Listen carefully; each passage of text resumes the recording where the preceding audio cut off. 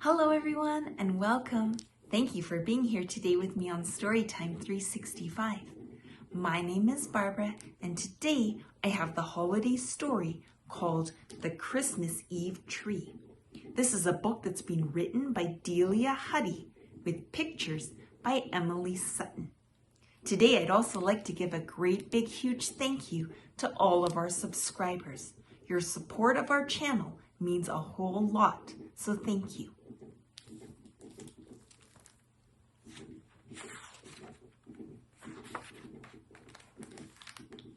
A forest of Christmas trees stretching over the hills. That's where the story begins.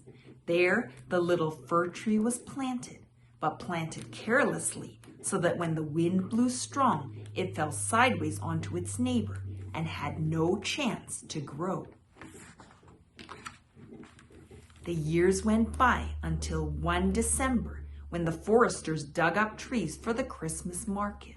The little fir tree, stunted and still tangled with its neighbor, was loaded onto a trailer and driven down the highway to the city.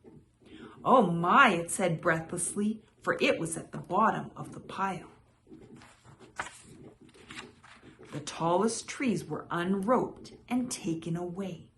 One to stand proudly in a cathedral, another in the middle of a large square, and a third to decorate the stage at a grand Christmas ball. But most of the trees were bought by ordinary folks for houses where there were children who covered them with stars and red tinsel, chocolate mice, and small secret packages.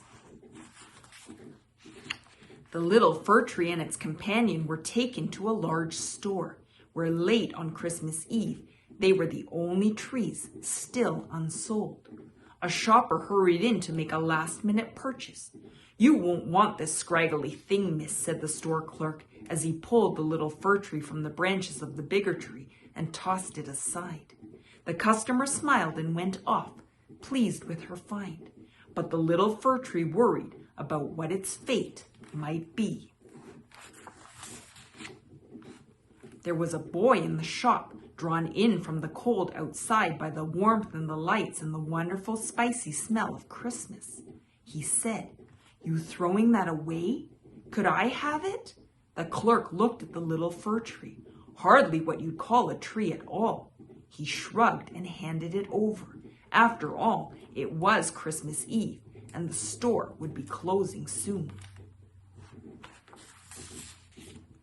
The boy went outside into the cheerless evening.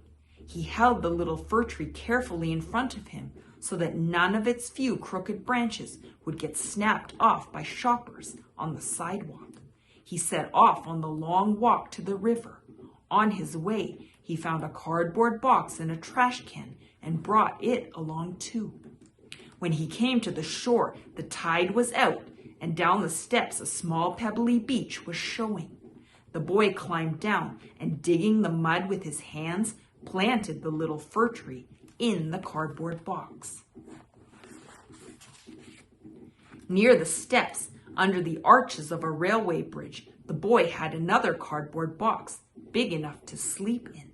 He put the tree on the pavement in front of him. "What a poor thing I am," thought the little fir tree.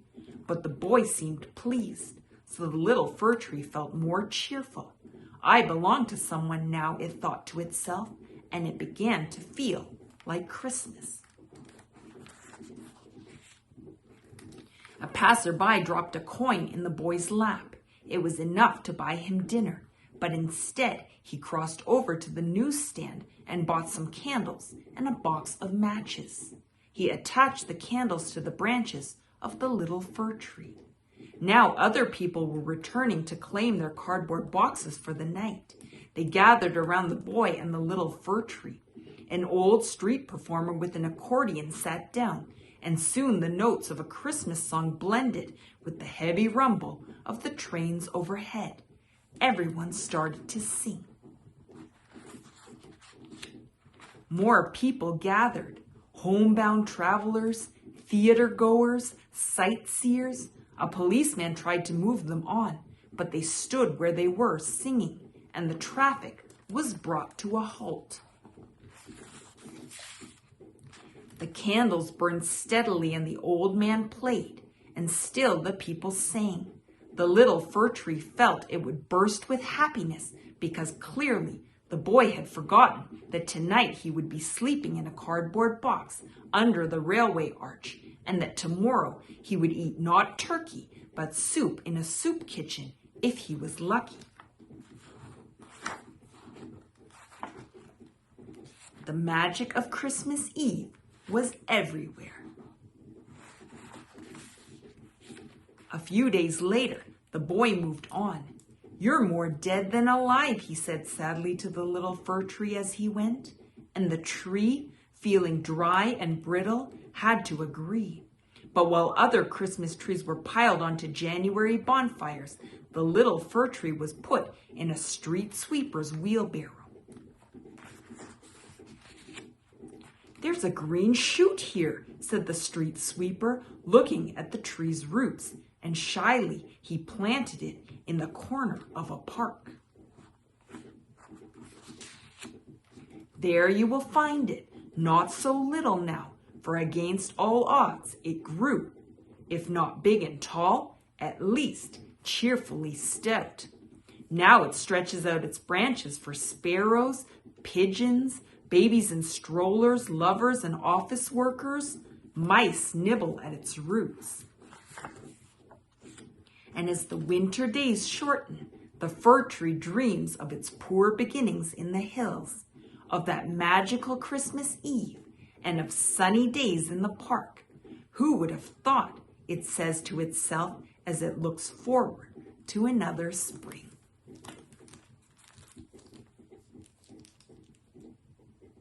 Thank you for joining me for today's story. If you enjoyed it and would like your own copy, please see below in the description for the link. Please remember to like and subscribe, and I do hope you'll come back tomorrow for another fun Christmas story. See you then.